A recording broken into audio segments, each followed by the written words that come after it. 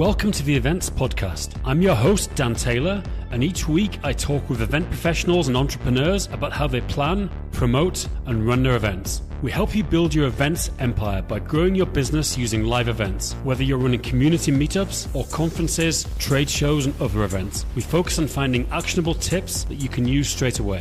We want you to get more attendees, produce epic events, make more money, and most importantly, to do it all with no stress. This podcast is sponsored by EventsFrame. Check it out over at eventsframe.com. Make the switch from Eventbrite today to our amazing ticketing and registration system with no ticket fees. Most ticketing systems charge you a minimum of 3% of the ticket price, but we just have a flat, low fee with no ticket fees and no restrictions. There's literally no system out there that is cheaper than EventsFrame.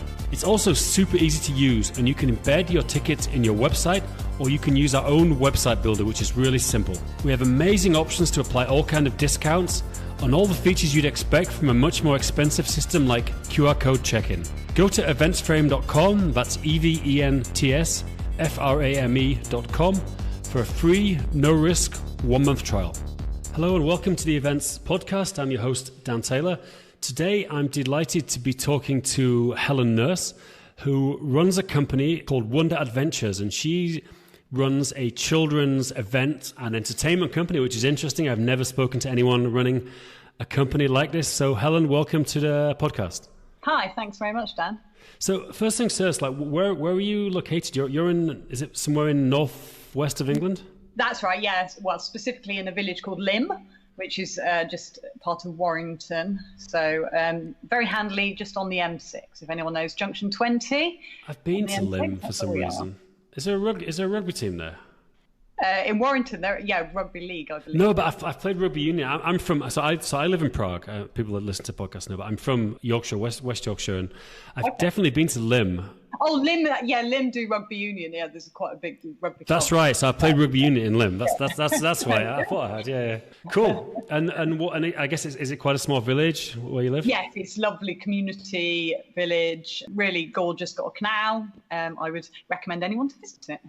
It's very centrally located, so to do business, it's brilliant because we're literally halfway between Manchester and Liverpool, right on the motorway, so we can literally get anywhere in the UK really easily.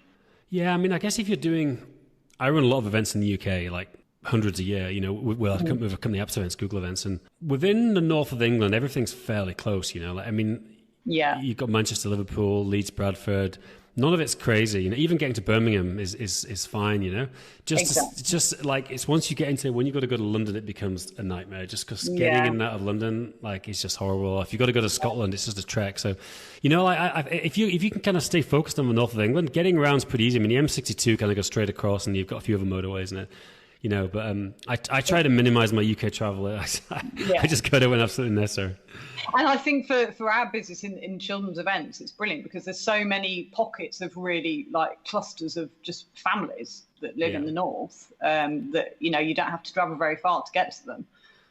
So it's brilliant. And people will travel all across the northwest to go to events with their families. So it's a great place to be located. So, obviously your company is running children's events. Let's start off with a bit about your background. Like, what did you, starting from sort of school and stuff, did you have a job first? Have you always worked in this area? Or what was your kind of first job or whatever after school or college? Well, so at university I did media and performance. And as part of that, I did quite a lot of theatre. And I always loved directing and working with actors and things like that. But on leaving university, I went and worked in television for a couple of years because I had an idea that I wanted to. Who did you work for? Did you work for a production company or? Majorly in children's television. So for some different independents, I also worked for Granada, for Channel. I did quite a lot back then. They did Channel 4 Schools was a big strand. So I did quite a lot of work on a couple of programs for Channel 4 Schools. Can I just, my understanding with how the TV companies work is like, nowadays, most of it they outsource to like a private production company that makes a kind of show and kind of sells it to the channel, or the channel pays them to produce it. Is that kind of how it works typically? Yes, mainly, and particularly nowadays it does. I mean, I'm talking like 20 years ago, but even back then I was working for an independent on the Channel 4 Schools programme. So Channel 4 would commission this independent production company who would make the programme. for them. So yeah, that's mainly how it works. And like everyone's basically self-employed who works on these. You come together, do the project, and then you look for the next project. Does it kind of typically work like that? Yeah. So I moved around. I did different contracts, and then a number of things happened. And for one reason or another, myself and my then boyfriend, now husband, decided we wanted to set up our own media company. So less focused on television, more focused on corporate production. Work. So we did that. One of the reasons being going back to the north of England, because we were based in Manchester I was working on the TV contracts in Manchester, but back then everything was going down to London and there wasn't a huge amount going on in Manchester. Granada was closing. And ironically now everything's come back to Manchester, the BBC and stuff in the last 10 years. But back then, like I say, in sort of 2001, 2, there wasn't much going on in Manchester. And I did a few TV contracts in London and I didn't enjoy living in London at all. It just wasn't. I spent 3 years in London and I loved it up to a point. I liked it the first 2 years, I had an amazing time, and then I was just like, I'm never going to save any money in this city, unless I. And corporate entertainment, like what does that mean in terms of a business? Like, who were your customers, and how did you start this company? What does it actually? I don't really know what you mean. That company was more media production. Well, it still is. It's still, we still run it now. So it's video production. We did a lot of educational resource creation, corporate videos, and events, filming events and event production on the corporate side. So that was what we did. So we set that up sort of, early 2000s. And that company still runs now. And what's the website for this company? I'm curious. It's capture1.co.uk. Sorry, didn't hear that. Sorry, it's capture1.co.uk. Capture One. Yeah. So that's that's a great great company. We've had some really nice contracts, nice clients. It's a really great business to run because you get to meet so many different businesses and sectors, and the educational work we've done there has been fascinating. We've created some resources for people like Cambridge University Press, like educational resources using video and interactivity and all that kind of thing. So it's a really nice company. Just out of interest, I couldn't access your website, capture1.co.uk. It says your access to this site has been limited. Couldn't get in there. Just a heads up. It doesn't seem to be working right now. Oh, that's weird. Is it capture like CAPTURE number 1? Yes. Okay. Yeah. Anyway, just so you know, I couldn't get in. I'm just having a quick. Maybe because I'm coming from the Czech Republic. Maybe you've got some firewall red flaggers. Okay. Yeah, because I've just got on it now. Okay. Okay, sorry. So you started this company, and this was and you were kind of getting contract. How were you doing your sales for this? Like, how were you getting customers? Very early on, actually, I met a business coach guy who specialised in networking. And he introduced me to a few different networking groups. And obviously this was back in, before any social networking or any online stuff was there. So I really massively got into networking. So basically I spent, next few years, I was everywhere in Manchester, Liverpool. So let's jump into this, because this is a great topic. Like, you obviously, it worked for you, and networking's kind of like it's a topic that you've got to be careful, because some people can find it a bit, you don't want to be one of these guys that's trying to meet everyone. But what did you learn from this networking coach that helped you? Like, what are some tips on how you actually networked and got customers?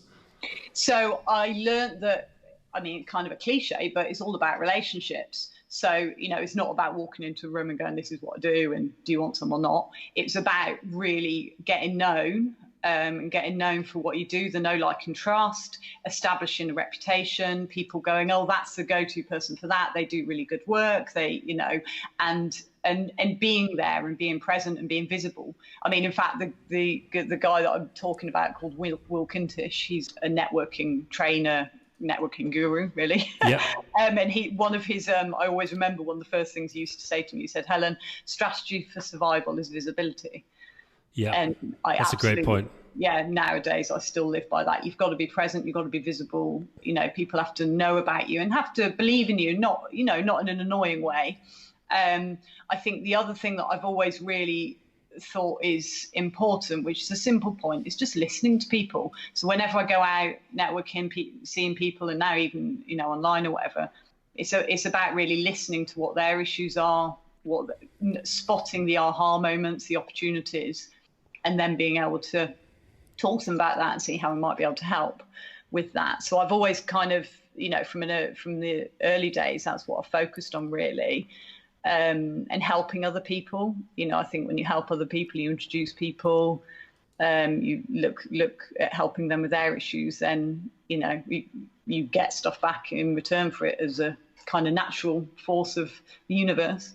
It's true. I've only read one book on networking. It's called Never Eat Alone. I don't know if you heard of this book. It's a really interesting book. Really good. I read it years ago. And I remember I used quite a few things in there. I mean, it had a lot of really good advice on conferences, you know, how to get contacts from conferences and things. And, you know, it's weird. Like, I think I go through phases of networking when I'll when I'm kind of starting a new venture or a new area of the business or something, I'll really want to meet a lot of people. Then I'll kind of like just stop doing it for quite a while. Yeah. And I think the best way is just to keep it consistently going, because then you get to the point, I need to meet more people again. And you know, like I'm looking at, I've got good long-term contacts, which is what you want to get from networking, you know. But there's always, you're always closing yourself. I feel I'm closing myself off to getting more good long-term contacts sometimes. Well, it's interesting because actually in about 2009, 2010, I had some personal issues happen, quite a number of things. It meant I dropped off the networking scene completely for a couple of years, and really was only doing the bare minimum work stuff, you know, to keep head above sort of ground as you do. And then when I kind of got back in sort of 2011, 2012, I was like, right, you know, need to get back into this now. Kind of things are a little bit more stable. I revisited a lot of the contacts that I previously had through the networking, some of the groups I'd used to go to. And it was amazing how easy it was to sort of get, because I'd been quite active in a lot of groups and I'd known a lot of people. You just can't, people are nice, people are helpful, people are, you know, great to hear from you again. And you just resurrect those contacts. And I just think it really shows that it's so important if you're genuine and you're not just going in trying to just sell people, you know, one-off and then move on. If you're genuine about having connections with people, then those connections stay alive for a long time. Yeah, definitely. I mean, I've been running this Apps Events, which is our, you know, Google education partner. We run Google events around the world, and I've been running that since, I guess, 2010 really kind of started it, and it's now 2019 when we're recording this. And like a lot of the people I'm working with now are from the first year, you know, I've got friends who've worked in 5 or 6 different places, and we're still working together. But then, you know, I realize that like, I'm not probably doing as much as I was in the beginning when I got these really good contacts, you know. And it's like, you know, because once you get some really good connections and, you know, when you kind of, your work's kind of full up, it's, you know, it takes a back seat of getting new contacts. And I'm always aware of it. It's good to keep it going, even if it's just a sort of side thing in the background, you know. Definitely. And I think also that with events, you do have to be careful, and particularly nowadays, you do have to be careful. You could literally be going to, you know, morning, lunchtime, evening. You could be, you know, when I've got a family, I don't go to as many events. I can't. Because I'm, you know, having to take the kids to all their stuff as well. You know, I'm in an interesting situation because I live in Prague and I work globally, you know, so I do travel quite a bit, but I've got a young son now, so less. But I don't really do any work in the place where I live. I do some things and I go to some events, but I don't feel any kind of local pressure because, you know, for me to go somewhere, it's quite deliberate. I'm getting on a plane and I'm going somewhere for something specific, so it doesn't happen as much, you know. I don't have the sort of time consuming, like when I'm at home, I'm just pretty much, you know, hanging out, you know. It's a weird situation, you know, in that. And if you have a business like yours that's very local, like you've got to be ready to go to a lot of these events close by. Yeah, although I'd say now with the children's events company, we're a bit more national, so I don't network as much now for that. Right. Well, let's get into that, how that happened. Let's take up the story where it was. You started this event, Capture One, and how was that going? And how did you kind of transition away from or expand it to do other stuff? So, I mean, a number of things happened, sort of personal life and various, you know, recession hit and various things happened. So that was the 2008 recession, which kind of hammered everybody. And did that, I mean, that pretty much wiped out a lot of my business. Was it the same to you? Really, yeah, we made redundancies. It really, really hit us hard, actually. At that same year, I just had my first child. We then quite shortly after had a second child who had a lot of health issues as a baby and was very poorly and was in hospital quite a lot. Then my mum passed away. So we had, in the period of about 3 years, we had the recession and all that stuff happening. And myself and my husband were in the business together, so it was our only income. So it was a pretty stressful time. It was, it wasn't easy. We managed to keep the business going because we had to. We didn't have any choice. It was our livelihood. But we needed to. So at the time, we were employing 10 people. We had quite big offices, nice, all the nice setup you have as an agency. Back then, a lot of companies were, had that.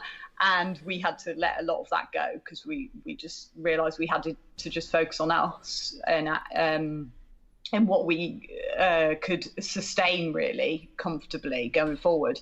But I think it was interesting because the actual industry was changing a lot anyway. So the way people were commissioning projects that we were doing was changing. So we realised that it all kind of came together at the same time. We realised the restructuring actually, was a good thing in the long term. It's interesting. My first business was very much like that. We had an office and 14 full-time employees, and the thing that changed for me, I've talked about it on the podcast before, but I read the book The 4-Hour Workweek by Tim Ferriss. And that was the life-changing. I'm like, I'm going to run from now on a virtual business. I'm going to work with people all around the world. I'm not going to have an office. I'm not going to have fixed costs. I'm going to work with contractors wherever possible. Although now we do have full-time people, but that was the light thing to me, and I realized I never want to have those kind of overheads again. Yeah. That's because you have a few bad months, and you had 10 employees, you can get wiped out pretty quickly. Absolutely. And also it's the stress of managing other people full time. We found it actually happened for us. It was fortuitous that a couple of our employees went freelance when we made them redundant. So we still worked with them. But they were freelance staff. Yep. And it was just so much easier to not have to, be managing them on a day-to-day basis, but they were still being able to deliver what they could do, which they were good at, which was the production side. It changed everything. It made it so much less stressful for us in terms of, like you say, income. You're not having to generate fees just to pay the overheads. Yeah, I mean, I had a point once where, me and myself, my co-founder, we weren't even paying ourselves. It was the most depressing thing in the world. We'd go in the office. This is 2008, and we had 14 people there. Everyone, and we were working really hard. And we weren't even paying ourselves. And we were like, we're paying all these other people. We're not. Why don't we just go? We were just like, why don't we just get a job? This is crazy. I know, exactly. Yeah, we've had moments like that. It's it's hard, and you wonder why you're doing it, don't you? Oh, definitely, yeah. But it's and that was literally the time I read The 4-Hour Workweek, which just changed my entire philosophy. It's weird because I read The 4-Hour Workweek at that time as well. Yeah. So a real. It's amazing how many guests on this podcast have read that book. It's that and Rich Dad Poor Dad are the two kind of. Rich Dad Poor Dad was the first book that we read, the first business book that literally really changed everything. Oh my God, that was like. Yeah, it's a good book about life and investing and how to try to get assets. But they did generally. So let's get on. So this somehow led you to start your children's company, or what was the stages? So I guess a lot of this stuff that happened personally, business, everything, it caused you to reevaluate what do we want to do long term, what is my purpose, all that kind of. I was reading a lot. I was really, I guess I wasn't enjoying stuff as much as maybe I had. I wasn't enjoying my work as much as I have been. And I was looking at what really I'm passionate about. And for a long time, I'd wanted to write children's books anyway. So I thought, I've got this idea for a children's book. I'm just going to write this children's book and see what happens. So we did that. And because we'd originally had a background in theatre, and we have all these actors that we work with on the corporate side. So we've got some really great actors and performers who work with. I wrote this children's book and thought, maybe we could create a storytelling show out of this. And at this point I had, 2 young kids myself. So we were in that world of taking them to stuff, going to family events, thinking, I'd always go to something and think, this isn't that great, or I'd do this better, or I could do this, or where's the engagement? Yep. And I just felt like there was a real gap in the market for engaging, imaginative sort of children's events. So got this book, we got this story, and we said, let's put on a storytelling show and see what happens, just as a bit of a market research, exercise. We know a bit about events. We've got the agency, we can create the videos and stuff to promote it. Let's do it. So we did that, and we did it at several venues in the Northwest over a period of a summer. So let's jump into these events. So how, you said you did it at several venues. So did you get someone to pay you a fee to come and run an event, or were you selling tickets yourself, or what was the process? How did you, because obviously I always want to get on this podcast into kind of actionable tips for people who might want to do something similar. What was the whole process of running these events, if you don't mind? I mean, I'm very much a kind of, I just take action and do stuff, and I suppose I'll often think about it later. Which you have to take massive action to run these exactly. So we just kind of, I identified some venues that I thought were affordable enough for us to be able to do it in the venue without any particular, so we didn't have to, I looked at getting funding and all that kind of stuff, and I thought, do you know what, it's just going to take so long, so much paperwork, I can't be bothered, I just want to do it and see if it works. So basically there's a few theatre venues and a couple of a couple of sort of fringy theatre venues that we went with, and then a couple of like museum-y type family places. So basically I just booked them, so we hired them. So obviously we were investing but it wasn't a huge amount. It was sure. It would cost us about £200 to hire it for the day. So I think we did it at, I think it was 6 or 7 different places, because I was testing out the geography as well, which is why. And how were you then finding an audience to come? How were you promoting? I guess you set up a website and started using, I guess, Eventbrite or something to sell the tickets. Is that right? Yes, we used Eventbrite for that first one. And we set up a really basic website, which was really rubbish. And I just started to use Facebook, which I didn't really know a huge amount about then, because I used it a bit personally, but I hadn't used it for our business really.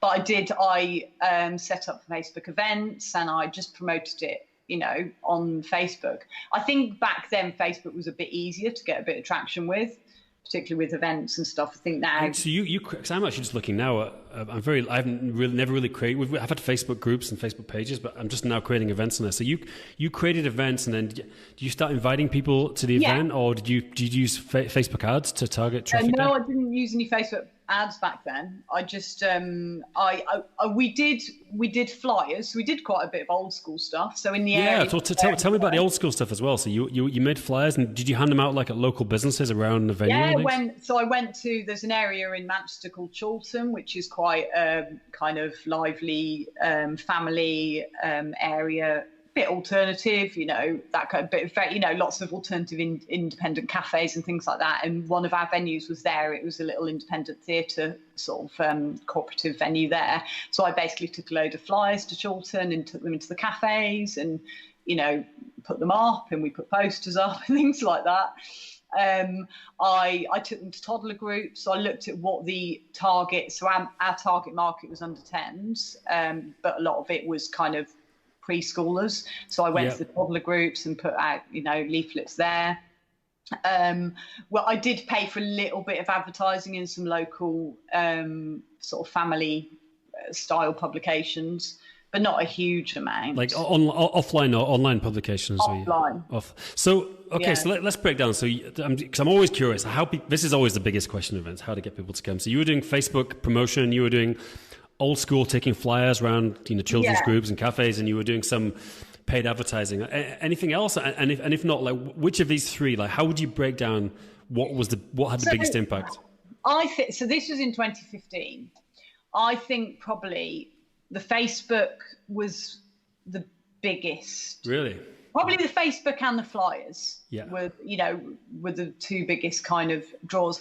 What was interesting was that we gave ourselves, I think, 8 weeks to market each event, but they were through the summer, and I did kind of expect there would be a little bit of last minute flurry depending on weather.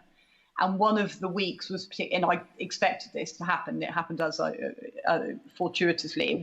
It was quite rainy. One of the weeks, and we got loads of last minute the night before bookings, because obviously people are like, oh, it's raining. What are we going to do, with my kids? We need walls, la la la. So that was interesting. I think the Facebook has always been really, so in our events, so we've run a Christmas event the last 3 years, which has been really big and that we sell tickets for. And Facebook has been the biggest, by far the biggest driver for ticket sales for that. So I would say overall for our ticket sales of our events, Facebook's been the biggest, the biggest success for selling tickets, but I'm not convinced that's going to stay that way. Sure. Well, let's jump back into the story. So you did these initial events, you did these marketing, and I guess you made enough money to realize the business had some kind of legs and run more events. Yeah, we only really broke even actually. So, we made, it depends if you take into, paying us and things like that. Sure. But because we did it quite low key, we didn't spend a huge amount on the event itself. We made a little bit of money and on top of it, a little bit of profit. But like I say, if you take into account paying us, no, but yeah, we did make a bit of profit. But it depends. Some of the areas sold less than others. So some of the areas only broke even, whereas the other areas, made a bit of profit. Sure. And that then taught us a lot about geographical areas, the density of people and where people travel to and things like that. So that was really useful. And did it work out? Was it like the higher income places, or was it the most densely populated areas that were generally worked out? I'd say most densely populated and easiest to get to. And also places that already had, and this is really important, I think, places that already have a perception around them as somewhere you might go with families.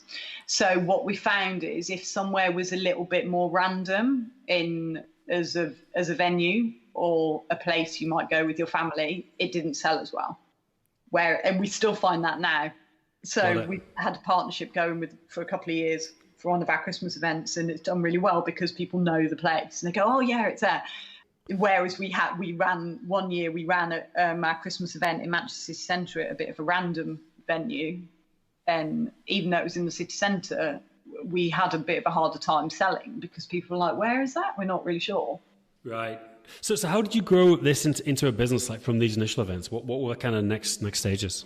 Next stage. So we started doing children's parties actually, because so that's a different model. You're not at this point. You're not selling tickets. A family or somewhere is paying you to host a party. Yeah, so we started to do that, and that's always been more of a kind of, it's something we can make income out of reasonably easily. Yep. It's not a long-term business model for us. Just to step in here quickly to mention our sponsor, Events Frame, a project I'm co-founder of, and I want to mention our integrations, which we believe are the best available. Firstly, payment integrations. You can connect any payment gateway such as Stripe, PayPal, on Braintree, or even bank account or take cash. You can connect everything to Events Frame. We also have the best marketing integrations out there with every email marketing system, including MailChimp, Zapier, Infusionsoft, Aweber, Drip. And we've got deep integrations with all the social media platforms like Facebook, Google, and Twitter. We've got thousands of events live on Events Frame right now, ranging from small community meetups to huge trade shows and conferences. Check it out over at eventsframe.com. That's eventsframe.com. And now, back to the interview. I guess it's less hassle. You're not selling tickets. The money is, you've got a fixed fee. You know what your costs are. That's it. Yeah, but it's a difficult business to scale because it's weekend work. Sure. You're relying on performers being reliable. If performers are sick or don't turn up, you have a real issue. So you've got a child's birthday party that you need to fulfill. Does that happen? I mean, do you get? I mean, I don't know. Like in terms of compared to the public at large, I would expect performers to be pretty reliable because that's their job to turn up. Like, is that not the case? Generally they are 90% of the time, but there's always a time. I mean, at Christmas just gone, we had one of our performers at our Christmas event lost her voice after like halfway through the run. Yeah. So she texted me, I've got laryngitis. I rang her. She literally couldn't. Bless her. She, it wasn't her fault. She'd lost her voice. She was like, I could come and be mute. She was playing an elf. It was our Elf Adventure Challenge event. She said, I could be mute. I was like, oh, no, it's not. So luckily, with the Christmas event, because we run it at consecutive different venues at the same time, and not consecutive, sorry, simultaneous venues at the same time. And it's quite a big operation. We always make sure we have someone booked who's a floater who can basically, because we can't, if someone like that case, she's lost her voice, you can't suddenly be without a performer when you sold loads of tickets. Same as, any theatre production as an understudy or whatever. So we always have a floater person who we've booked who can step in. and do that. So that was so generally that's what happens. But with parties, it's been more difficult. And I see with the parties on your website, you've got you have a bunch of standard themes, so people can pick I want this kind of theme of a party. Yeah, exactly. But yeah, so party's fine, but it's not really the main driver of our business at all. The event side is what we love and what we're scaling really. So yeah, so we have a big thing about Christmas in our family. We love Christmas, and we went on a trip to Lapland, and I met with a guy who runs Santa Park there, which is obviously an elf Santa themed venue, which is amazing. And he was really, really great, actually, really inspirational, and seeded this idea for us that, we could run a Christmas event, actually use because what we're really passionate about with what we do with kids and the events we run is making it really engaging, active entertainment. So the kids are doing stuff. So we don't do theatre shows where the kids sit and just watch. It's about them actually getting involved, doing skills games, making it themed, getting them being imaginative. And generally, they train to be an honorary character of what the theme is they're doing. So for our dinosaur-themed events, they train to be an honorary ranger. For the space-themed stuff, they train to be an honorary astronaut. And so for the Christmas-themed stuff, we thought, elves are really big. Everyone obviously has a Santa. Santa's everywhere, Santa's grottos, blah, blah, blah. It's kind of, as a parent, you're like, we're going to see Santa once. Maybe some people are going to see him twice, but I don't know why you would do that.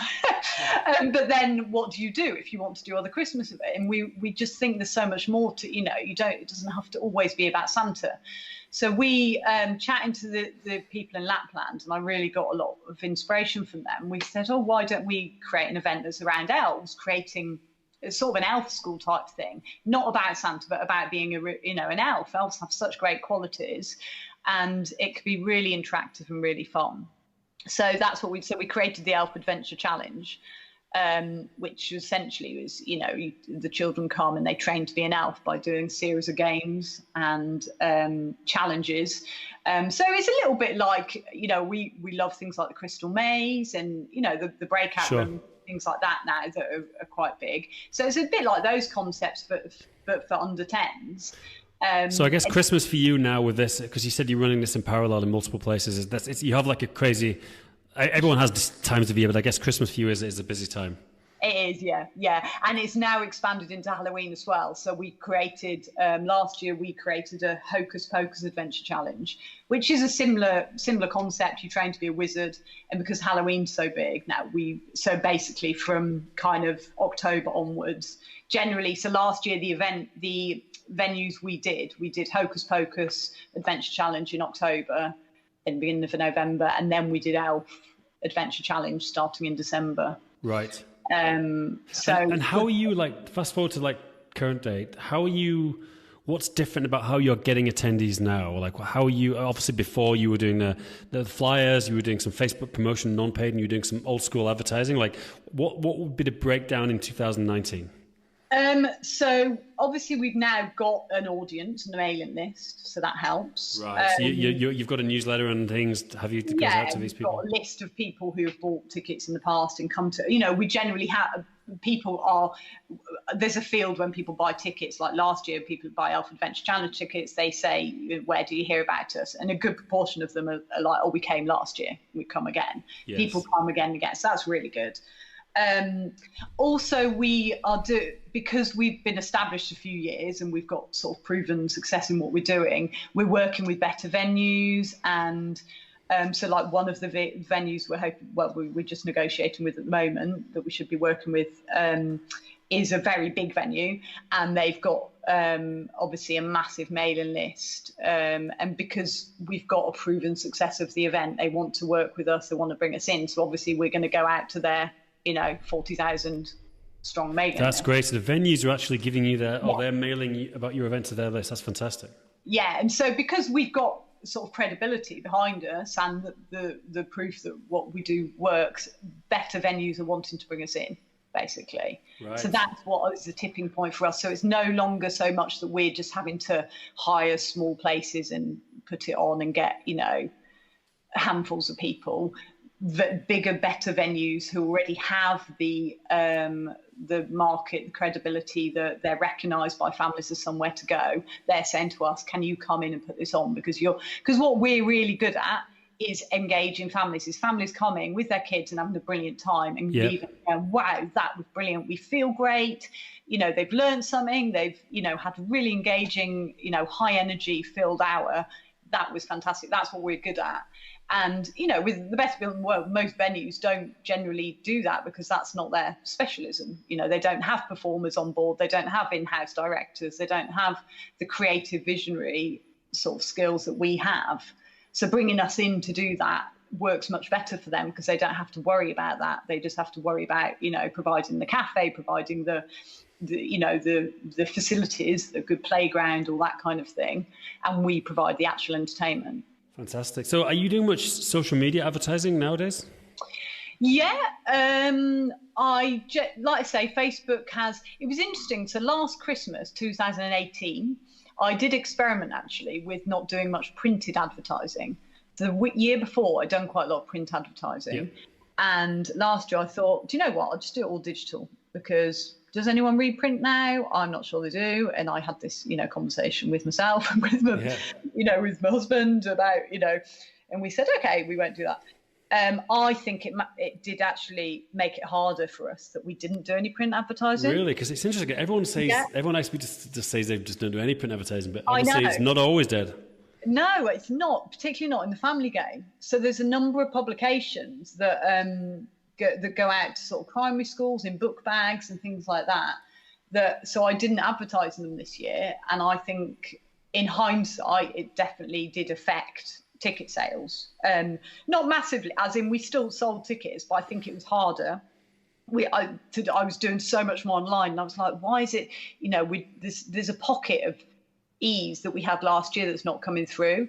And I think it might have been down to the print ad because as a parent, it comes to that time of year and you want an easy guide to see what you can do with the kids. And a lot of these publications, they go out in primary schools or you pick them up in a local cafe or, when you're out and about and you can very easily go through the printed calendar and go, oh, I can see this is on, this is on, this is on. That's really good. And you highlight and then you go to the website to book. It's true. What? It's interesting because I guess relevant to me that we've just moved to Rostock. It's a village just outside Prague, and there's like a local Rostocky magazine. I guess the council or someone makes it, and my wife just loves it. She's always reading, and naturally, there's stuff kind of probably similar to what you're doing. There's like kids events, and there's family events, and there's things with like the local fire department will come and they'll do something with the children, and now we've got a young child. He's too young for this now, but soon. And she's like, I go home and she's telling me about all these events, and so she does, and she's like younger than me as well. So it's interesting that she's really into this local magazine, and for me, I wouldn't even register to read it.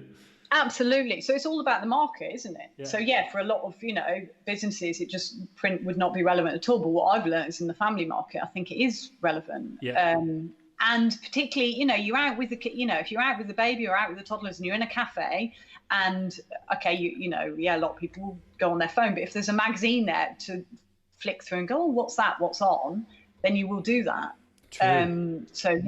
Great. Now, just to close things off, I'm always curious how people kind of run their businesses. Do you guys work from home, or do you have an office, or how? And do you just work with a bunch? Obviously, you have a bunch of actors who are all freelance. Do you have any staff, or do you just run this as a husband and wife team? So we are husband and wife team as the full-time team, and then I have a VA who does my bookkeeping and the boring stuff.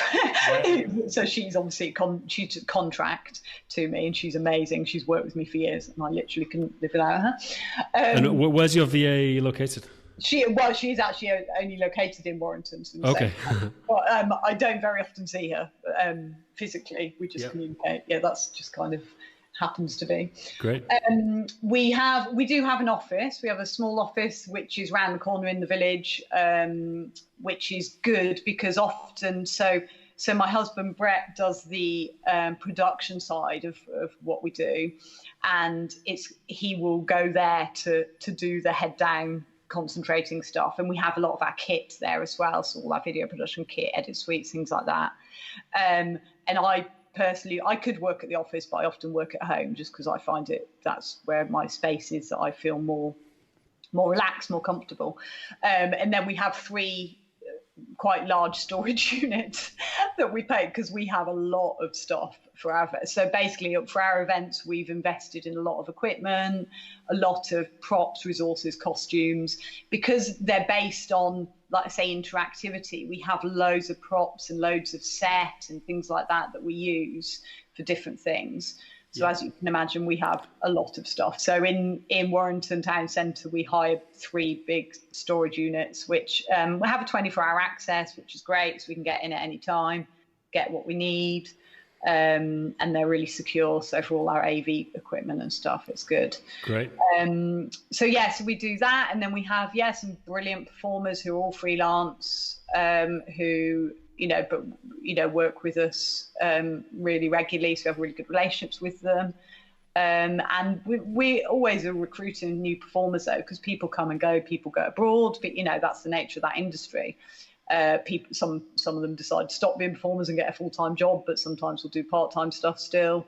It's kind of the nature of that sector. So I'm always interested to hear from new performers, new actors, who we can bring on board as well. Have you had any actors who've worked with you who've gone on to become famous? Anyone we might have heard of?